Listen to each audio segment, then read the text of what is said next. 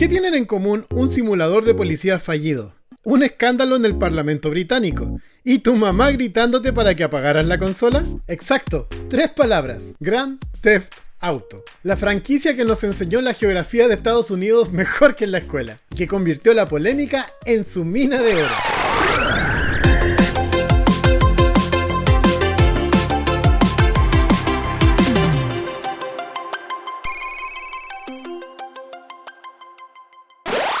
Hola a todos, soy Chelo Méndez y le doy la bienvenida a este nuevo video en este canal de Playstar, donde los videojuegos retro siguen vivos. Y hoy vamos a robar autos. Bueno, solo virtualmente. Eso espero. Sí, porque hoy vamos a repasar cómo un grupo de escoceses rebeldes creó el producto de entretenimiento más rentable de la historia, pasando desde unos píxeles vistos desde arriba hasta un mundo tan realista que asusta. Así que ponte el cinturón y activa el truco de la salud, porque hoy, en este nuevo mini-doc de Playstar, repasaremos la historia de GTA. ¡Cállate y púchale play! Todo comenzó en Dundee, Escocia, en un estudio llamado DMA Design, que quizás conozca por un juego curioso, Lemmings. Sí, el de los bichitos que se suicidaban. En este tiempo, este estudio estaba trabajando en un juego al que llamaron Race and Chase. La idea era encarnar el papel de un policía y atrapar ladrones, pero había un problema. Era más aburrido que canal institucional. Todo fue así hasta que un día, un glitch en la inteligencia artificial del juego hizo que los policías se rebelaran, se volvieran agresivos y trataran de sacar al jugador de la carretera a toda costa. ¡Corre, perra, corre! Los desarrolladores se dieron cuenta de que era mucho más divertido huir y causar caos que respetar y hacer cumplir la ley. Entonces, fue así que en 1997 nació el mítico, legendario y muy polémico Grand Theft Auto. Un juego que, en sus inicios, trataba de, claro, robar autos, entre otros crímenes. Todo con gráficos de los 90 y una vista cenital que a algunos les gustaba y a otros... no, en realidad a nadie le gustaba. Junto con esto, y luego de algunas modificaciones, DMA Design se transforma en lo que hoy conocemos como Rockstar Games, quienes luego en 1999 lanzaron los dos predecesores de la hoy conocida era 2D de la saga. Juegos que, en realidad, eran una copia actualizada y mejorada del GTA original. Es así que en abril del 99 llega GTA Londres 1969, con una temática de la mafia de los años 60 en Londres. Y luego, en octubre, llega GTA 2, que nos dejaría una de las mejores intros de la saga.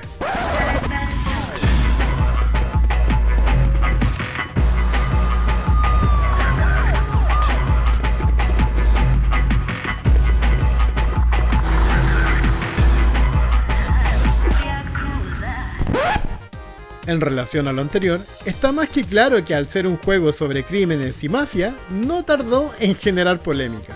Y ojo, que la polémica no fue casualidad, ya que contrataron al publicista Max Clifford para que literalmente inventara escándalo y para que los políticos hablaran mal del juego. ¿Cuál fue el resultado? Era más que obvio, todos querían jugarlo para ver qué tan prohibido era. Marketing.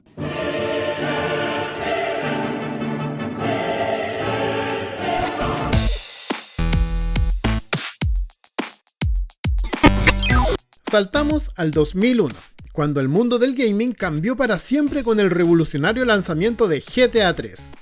Era Liberty City en 3D. Ya no éramos un punto visto desde el cielo, estábamos dentro de la ciudad. Fue una revolución técnica, pero esto era solo el calentamiento. Pero para poder entender por qué GTA 3 nos voló la cabeza, tenemos que hablar un poquito de tecnología. Tenemos tecnología. Era el 2001 y las consolas tenían menos potencia que tu cafetera actual. La PlayStation 2 tenía solo 32 MB de RAM. Es que como rayos metes una ciudad entera, viva y en 3D ahí dentro. La clave fue el gran trabajo de streaming de datos del motor Renderware. Para decirlo simple, el juego cargaba todo el mundo que había justo frente a tus narices a medida que caminabas o conducías. Y el truco era que borraba todo lo que ibas dejando atrás y no veías. Como el lado lleno, y el lado vacío del arbolito de Navidad que acabas de guardar. Y si no, esto es un recordatorio para guardar el arbolito. Y sí. Me han dicho que digo mucho esa palabra en los videos. Bueno, entonces... Sí. Bueno, ya, enfócate, Chelo. Algo curioso que ocurría era que si el disco DVD de tu PS2 estaba rayado, la consola no podía leerlo lo suficientemente rápido. Y es ahí cuando, bueno, seguro te acuerdas de conducir tranquilamente y de pronto caer en picada hacia un gran y glitchado abismo vacío y azul. Pero esto no fue todo. ¡Aún hay más! Porque algo lleno de neón se avecinaba para el año siguiente. El año siguiente, ¿te das cuenta que Rockstar sacaba un juego cada año? Ay, qué tiempo aquello. Así es, ya que en el año 2002 llega GTA Vice City. Y siendo sinceros, es aquí donde muchos nos enamoramos de la saga. No solo por la entretenida jugabilidad, sino también por la estética, la música, Flash FM.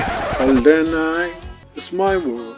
Si no pasaste horas solo dando vueltas en una moto escuchando Billie Jean o Self Control, no tuviste infancia. Con todo eso, Vice City nos demostró con creces que los videojuegos también podían tener un estilo cinematográfico. Pero, fue entonces cuando llegó el peso pesado.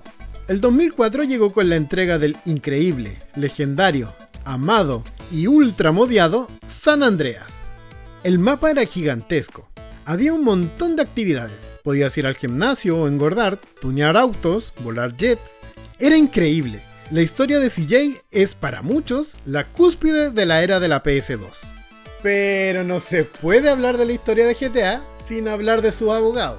Durante los 2000, Rockstar fue el saco de boxeo favorito de la prensa. Cada vez que ocurría una tragedia en Estados Unidos, era culpa de la violencia de los videojuegos, y el protagonista, por supuesto, GTA. Y aquí entra el villano de esta película, el abogado Jack Thompson, quien dedicó su vida para intentar prohibir este juego. ¡Alguien, por favor, quiere pensar en los niños! Aunque el golpe más duro vino desde adentro. Porque en 2004, los modders descubrieron el infame Hot Coffee en el código de San Andreas. Este era un minijuego con contenido sexual que Rockstar había bloqueado del juego original, pero no estaba borrado del todo del código fuente. Eso fue un desastre nuclear. La calificación del juego pasó de maduros a solo para adultos en Estados Unidos. Las tiendas como Walmart tuvieron que retirar el juego de sus estanterías. Este autogol le costó a la empresa más de $20 millones en demandas. Lo irónico, en el juego podías atropellar a 1000 personas con una cosechadora y a nadie le importaba. Pero, ¿un poco de amor pixelado? Eso sí que no. En fin, la hipotenusa.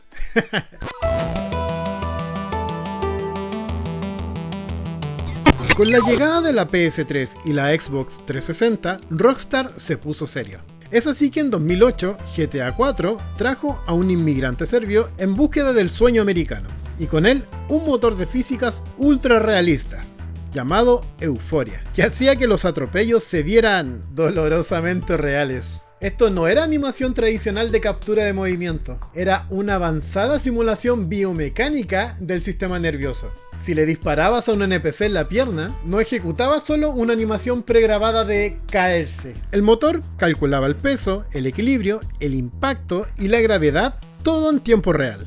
Por eso, atropellar gente o chocar en moto en el GTA 4 se sentía perturbadoramente realista, porque pasamos de muñecos de trapo a seres virtuales con sistema nervioso. Con esto, también muchos jugadores notaron que la conducción se había hecho más difícil, porque también se sentía el peso de cada auto. Junto a lo anterior, hay que destacar el increíble trabajo de guión, ya que, para muchos, este GTA es el que tiene la mejor historia, la cual es mucho más oscura y mucho más dramática de lo que estábamos acostumbrados. Yo soy Darks. Muy darks, auténticamente darks. Esto, acompañado de una ambientación, sonidos, niebla y colores grises, daban ese toque serio y cinematográfico único a este juego. Mucha gente odió el cambio de físicas en los autos. Decían que parecían barcos, pero hay que reconocer que la narrativa de Niko Bellic buscándose un lugar en América es una obra maestra. Aunque claro, nada interrumpía más el drama que tu primo Roman llamándote cada 5 minutos para ir a jugar bolo.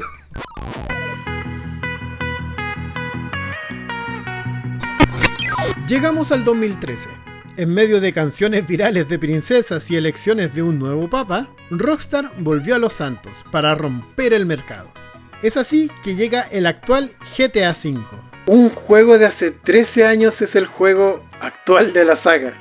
Esta entrega trajo consigo muchas cosas revolucionarias, como la variedad de vehículos aéreos, la conducción más arcade, mejor tecnología en los gráficos, pero lo más importante y evidente, la inclusión no de uno ni dos, sino que 3 protagonistas, los que tenían su propia perspectiva de la historia, y a los que podías manejar dentro de un mapa gigantesco que combinaba lo mejor del San Andreas con la tecnología moderna. Todo esto siendo a la vez una sátira mordaz de la sociedad actual. Esto hizo que, acompañado de una red de internet más accesible para todos y las redes sociales consolidándose rápidamente, no tardara mucho en hacerse viral, lo que hizo que, también acompañado de un marketing efectivo, luego de su lanzamiento en septiembre de 2013, recaudara más de $1.000 millones solo en 3 días. Era un mundo increíble, que a diferencia de su antecesor, este título tenía un ambiente muy de fiesta, colores y felicidad, concepto muy de moda por esos tiempos, conocido como el Endless Summer o verano eterno, inspirado por la nostalgia de la cultura surf de California de los años 60 y 70. Pero si ya estábamos sorprendidos por la inmensidad de este mundo abierto, las nuevas mecánicas, las texturas definidas, Don Cheto, o como rayos hicieron que todo eso lo corriera en una PS3, lo que venía después era aún más alucinante. Así es, porque lo que casi nadie vio venir fue GTA Online. Ya en GTA 4 habíamos tenido un muy primitivo acercamiento y Rockstar lo quiso volver a hacer. Y sí, lo que empezó con servidores caídos, sesiones fallidas y tiempos de carga eternos, finalmente se convirtió en una plataforma que ha mantenido el juego vivo por más de una década y a través de 3 generaciones de consolas. Es la gallina de los huevos de oro que cada año le genera miles de millones a Rockstar y que nos ha tenido esperando por una secuela demasiado tiempo. Han pasado 84 años. En fin, GTA no es solo un juego de robar autos, es un espejo satírico de la cultura estadounidense y en cierta parte también de la nuestra. Además, fue aquí donde conocimos los distintos géneros musicales que escuchamos hasta el día de hoy. Fue nuestra enciclopedia musical. Pero, por sobre todo, fue y es una caja de arena donde podemos ser libres de hacer lo que queramos. Desde esos pixeles cenitales en 1997 hasta el fotorrealismo que promete el tan esperado GTA 6, Rockstar ha redefinido lo que conocemos como un juego de mundo abierto. Y ahora, te pregunto a ti, ¿cuál fue tu primer GTA? ¿Eres Team Vice City o Team San Andreas? Déjamelo en los comentarios, los voy a estar leyendo. Y si te gustó este viaje al pasado, o al presente, o al futuro, deja tu buen like, suscríbete y comparte el video, pero con todo el mundo. Para ti es gratis y a nosotros nos ayuda un montón. Y bien, aquí termina el mini doc del día de hoy. Luego estaremos compartiendo más experiencias gamers y retro gamers. Y si es la primera vez que ves uno de estos videos, al final te dejamos un par de recomendaciones para que también puedas ver y echarle un ojo al canal, que está bastante bueno. Bien, me despido. Yo soy Chelo Méndez, esto es Playstar y aún nos queda mucha historia por jugar. Nos vemos. Chao.